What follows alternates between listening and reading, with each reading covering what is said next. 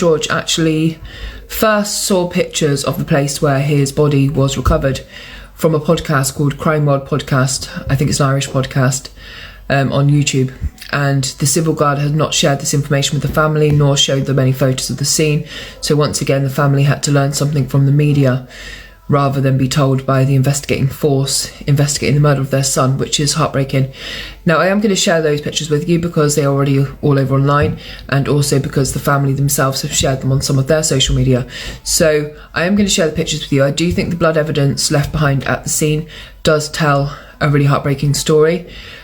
Personally, in my own opinion, I would think that John was still alive at that scene, or very, very recently had passed away, due to the fact of how much blood was left behind, and the fact that once a human body is dead, the heart would no longer be pumping blood around your body, so there would not be a great outlet of blood. So the fact that we can see a real trail of blood, and then also where his body was found, like a pooling of blood, it would lead you to believe that he was alive at that final scene, at least briefly. The autopsy will come obviously out with the finer detail of kind of how long he had been there, whether he was dead the whole time, where was the actual crime scene. But to me, from what we have now, I would imagine that he was perhaps attacked back at the apartment, and then his life was finally ended once he got to where the lemon trees were. Now, this is the first picture, and you can see the blood right across the road. In the second picture, you can see a cameraman there, and then you can obviously see it from another angle. Here we can see where police have put evidence arrows to show which way they think the blood has gone. So you can see where there would be movement across this road, and then a pooling here, almost as if John stopped at this point for longer, whereas he was moving when the rest of the spots were made.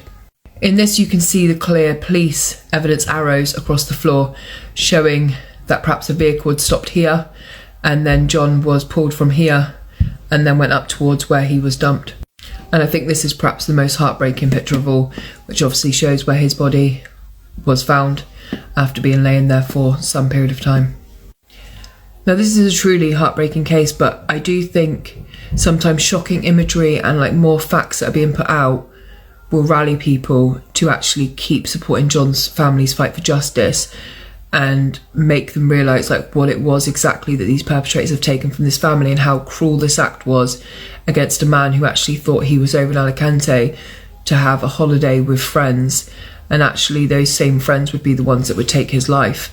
So I apologise for showing the images, but I do also think it's very important, because if we're covering a case, we must cover it in like totality, and also people need to know that this wasn't, you know, a fair fight. This wasn't something that John got himself into.